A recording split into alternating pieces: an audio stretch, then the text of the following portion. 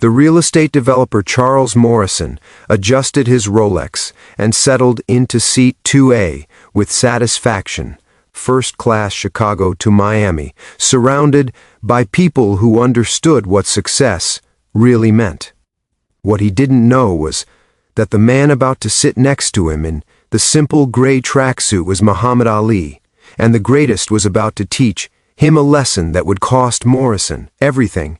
But they had no idea they were facing the champion, and what happened next would expose his prejudice in the most devastating way possible. Before we dive into this incredible story of the greatest facing discrimination, let me know in the comments where you're watching from today.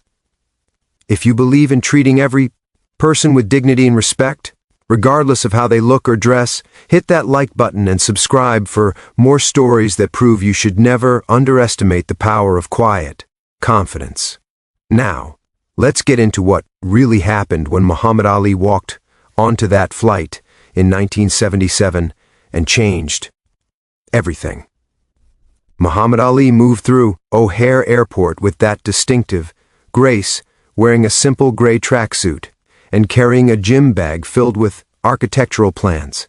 He'd spent the morning reviewing designs for a South Side community center, his passion project that would give kids a safe place to learn and dream. When Ali folded his tall frame into seat 2B, the man next to him immediately pulled his expensive briefcase away like he was protecting it from contamination. Charles Morrison had built his real estate empire on knowing exactly where people belonged, and he'd made millions by understanding that some neighborhoods needed to be cleared out and rebuilt for the right kind of people. He took one look at Ali's worn sneakers and tracksuit and decided this passenger didn't belong in first class. Morrison's assistant, Kevin, sat nervously across the aisle while flight attendant Maria Rodriguez prepared for takeoff, already uncomfortable with Morrison's obvious disapproval. "Another champagne," Maria Morrison said without looking at her. "And I have to say, I'm surprised by the passenger screening standards today. I thought first class maintained certain expectations." Ali heard every word but simply opened his book on urban development and community planning.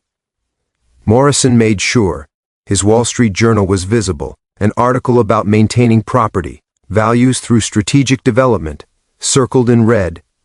"You see," Kevin Morrison said loudly, enough for the cabin to hear, "the problem with cities like Chicago is they let anyone build anywhere. No standards, no vision. That's how property values plummet, because the wrong element moves in." Ali's hand paused on his page, but he said nothing. His composure absolute. Morrison's phone buzzed. "Charles Morrison. Yes, I'm on the plane." He listened, and his voice took on an edge. "What do you mean there's opposition from who? The Boxers Project? You've got to be kidding me. Some athlete thinks he understands community development. These people make money with their bodies, not their minds." Kevin's face had gone pale. He was staring at Ali with growing recognition, but remained silent, trapped between loyalty to his boss and the growing horror of what he was witnessing. "I don't care what kind of publicity he gets," Morrison continued. "We've got lawyers and political connections. I'm not letting some bleeding heart boxing project block $100 million development. That neighborhood is prime real estate." He hung up and turned to Kevin. "These athletes win a few fights, make some money, and suddenly they think they're qualified to make decisions about urban planning. It's embarrassing." Maria approached Ali gently. "Sir, can I get you anything?" "No, thank you, ma'am," Ali replied, his voice carrying that distinctive rhythm. "I'm just fine reading about how communities thrive when people invest in people instead of just properties," Morrison snorted. "Investing in people? That's a nice slogan, but it doesn't pay the bills. You want to know what really builds communities? Capital, development, standards that attract the right kind of investment." Ali turned to look at Morrison directly, and something about his gaze made the developer pause. The right kind of investment. And what kind is that? Morrison leaned forward, confident in his expertise, the kind that understands property values, the kind that recognizes some neighborhoods need to be transformed, not preserved, the kind that doesn't waste money on basketball, courts and boxing rings when luxury condos could generate millions. You mean the kind that pushes out families who've lived somewhere for generations so you can sell apartments to people who will never know their neighbors' names? Allie said quietly. Morrison's face wrined. That's called progress. That's understanding market dynamics.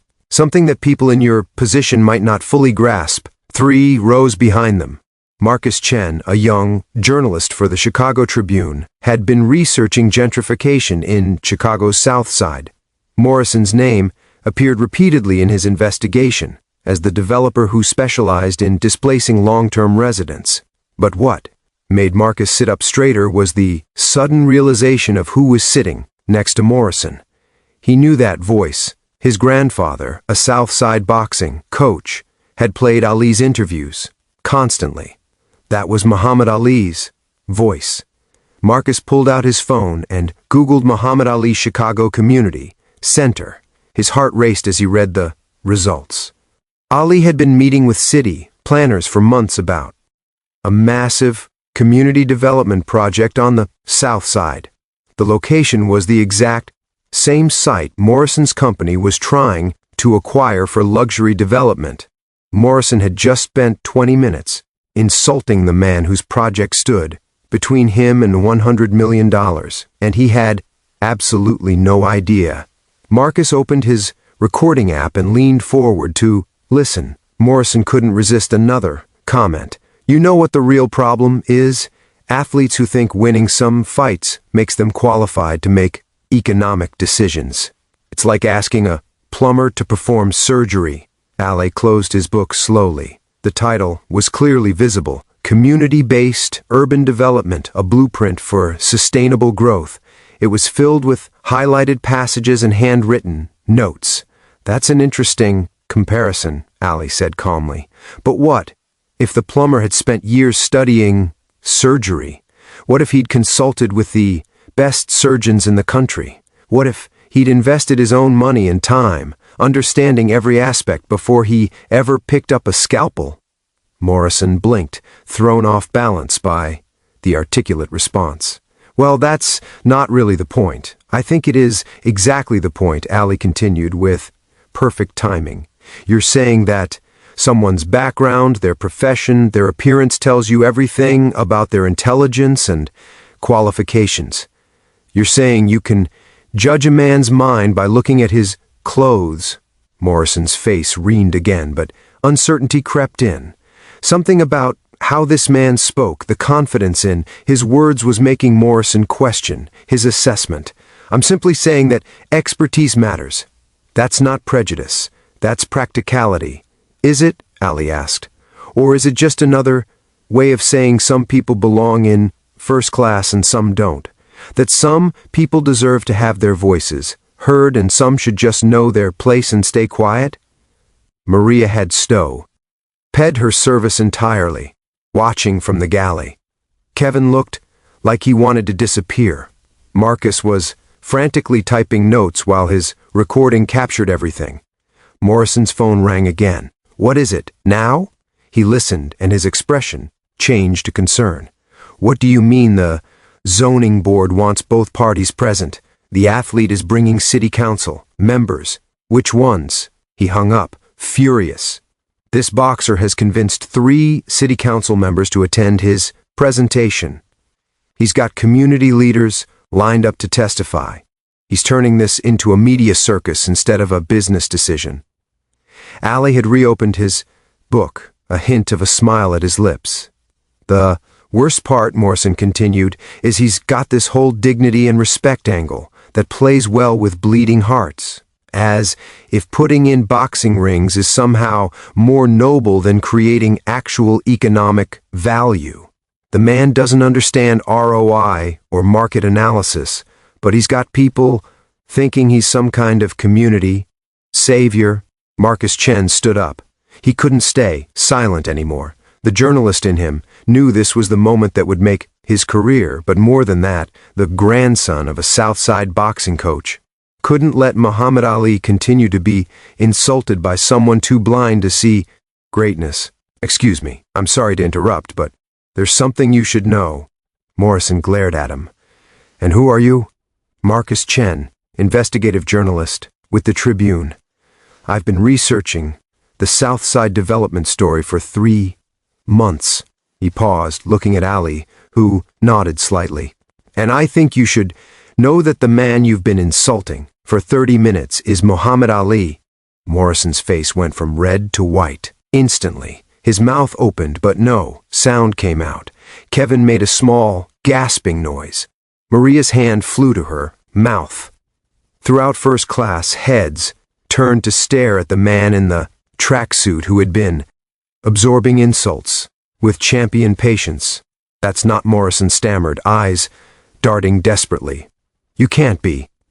I mean, you're not really. Ali turned his full attention to Morrison. When he spoke, his voice carried unmistakable authority. I am Muhammad Ali, and for the past 30 minutes, you've been telling me exactly what you think about my community center project, my intelligence, my qualifications, and my right to have a voice in how my own neighborhood develops. Morrison looked like he might be sick. The implications crashed down on him, like an avalanche. He had just insulted the most famous athlete in the world. He had revealed his prejudice in front of witnesses, and he had done it while actively opposing Ali's project. This wasn't just embarrassment. It was a catastrophe that could destroy everything he'd built. Mr. Ali, Morrison said, voice shaking, I had no idea. I didn't recognize you. If I had known who you were, if you had known who I was, you would have treated me differently. Ali finished gently but firmly. But that's exactly the problem. Respect shouldn't depend on who someone is or how famous they are. It should be given to every human being simply because they're human. Marcus was recording everything now, and other passengers had pulled out their phones. The story was being documented in real time by a dozen witnesses. The real question, Ali continued, is not whether you would have been nice if you'd known I was Muhammad Ali. The question is why you thought it was okay to treat anyone the way you treated me for 30 minutes. Why you thought someone in a tracksuit didn't deserve respect. Why you assumed someone who looked like me couldn't possibly understand business or community planning. Morrison was drowning. Every insult was replaying in his mind. Now revealed is directed at one of the most respected figures in American history. But it got worse. 3 rows back, Dr. Patricia Williams stood up and walked forward, her expression grave. Mr. Morrison, I'm Patricia Williams from the Chicago Zoning Board. I've heard every word of this conversation, and I will be sharing it with the full board before next week's hearing. Morrison's world collapsed in real time. His prejudice had been witnessed by a zoning board member who would be voting on his project. Lost contract lawsuits, a public relations nightmare that would haunt him for years. Dr. Williams, Mr. Ali, please, Morrison said, desperately. I made a terrible mistake. I said things I shouldn't have. I let my assumptions, my prejudices guide my words. I'm sorry. I'm truly, deeply sorry. Ali studied Morrison with eyes that had analyzed so many opponents' weaknesses, that had seen through bluster and bravado countless times. Mr. Morrison, I accept your apology, but I want you to understand something. This isn't just about you insulting me. This is about the attitude you bring to your work. You talked about transforming neighborhoods, but you really meant erasing communities. You talked about the wrong element in property values, but you really meant that poor people, black people, people who look like me don't deserve to stay in their own neighborhoods once they become valuable. The cabin was completely silent. Every passenger was watching this lesson in dignity unfold. You asked what kind of investment is. Right, Ali continued. The right kind. Asks what the community needs, not what generates the highest return for outside developers. It preserves families and traditions while creating opportunity. It builds basketball courts and boxing, rings because kids need safe places to grow, not luxury condos that stay empty. Half the year, Morrison was crying now, tears of shame running down his face. Whether his remorse was genuine or simply the result of being caught didn't matter in this moment. What mattered was the truth had been exposed. I'll withdraw my bid, Morrison said quietly. I'll pull out of the Southside project completely. I'll make a public statement supporting your community center. Whatever you want, Mr. Ali, just please. Ali shook his head, gently. I don't want you to withdraw because you got caught. I want you to think about what you learned today. Think about how you treated someone you thought didn't matter, didn't have power, didn't deserve respect, and ask yourself how many times you've done that before to people who couldn't fight back, the way I can. He stood gathering his gym bag. The architectural plans slipped partially out. Detailed drawings of basketball courts, boxing rings, classrooms, and community spaces visible to everyone. Plans reviewed by architects, city planners, economists, and community leaders. Plans representing not just money, but hope for thousands of families. You know what takes real strength, Mr. Morrison? Building something that helps other people rise instead of pushing them down so you can climb higher. That's what champions do. We don't just win for ourselves, we win for everyone who comes after us. As the plane descended into Miami, the story was already spreading beyond the cabin. Passengers were texting friends, posting on social media, sharing the incredible encounter. Marcus was outlining his article, knowing this was drama that would dominate news cycles. Dr. Williams approached Ali before they landed. Mr. Ali, the zoning board will be considering more than just financial projections at next week's hearing. We'll be thinking about community, impact, about whose voices we're listening to, and about what kind of development truly serves the people in these neighborhoods. Ali smiled warmly. That's all I ever wanted, Dr. Williams. A fair hearing and a chance to show the communities know what they need better than any developer who's never walked their streets. Morrison remained in his seat long after others deplaned, head in his hands, facing the ruins of his reputation and possibly his career. Maria checked on him. Professional, training overriding her personal feelings about what she'd witnessed. Sir, we've landed. You need to deplane? Morrison looked up with hollow eyes. I destroyed everything. In 30 minutes I destroyed everything I spent 20 years building. Maria's expression was neutral, but her words carried weight. You didn't destroy it in 30 minutes, sir. You revealed what was already there. Mr. Ali just gave you a mirror. The story would become legendary. Marcus Chen's article would win awards and spark national conversation about gentrification, community development, and who gets to decide what neighborhoods become. Morrison's company would face consequences, losing contracts and investors as his recorded comments spread across media. But Morrison himself would spend the next year volunteering in Southside community organizations, trying to understand what he'd missed, trying to learn what real development meant. The zoning board would approve Ali's community center unanimously 2 weeks later. It would open 2 years after that, serving thousands of kids and families, providing exactly the kind of investment communities needed, measured not in profit margins, but in lives changed and futures brightened. Muhammad Ali would tell this story to young people at his community center, using it as a teaching moment about dignity, about prejudice, about fighting for what's right, even when people tell you that you don't belong, that you're not qualified, that you should know your place and stay quiet because that's what champions do.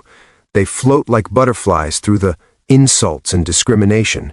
They sting like bees with the truth And they show the world that greatness isn't about how much money you make or how many buildings you develop. It's about how you treat people when you think no one important is watching. It's about building up instead of tearing down. It's about understanding that real strength comes from lifting others, not from standing on their backs. And on that Tuesday afternoon flight from Chicago to Miami, Muhammad Ali proved once again why he truly was and always would be the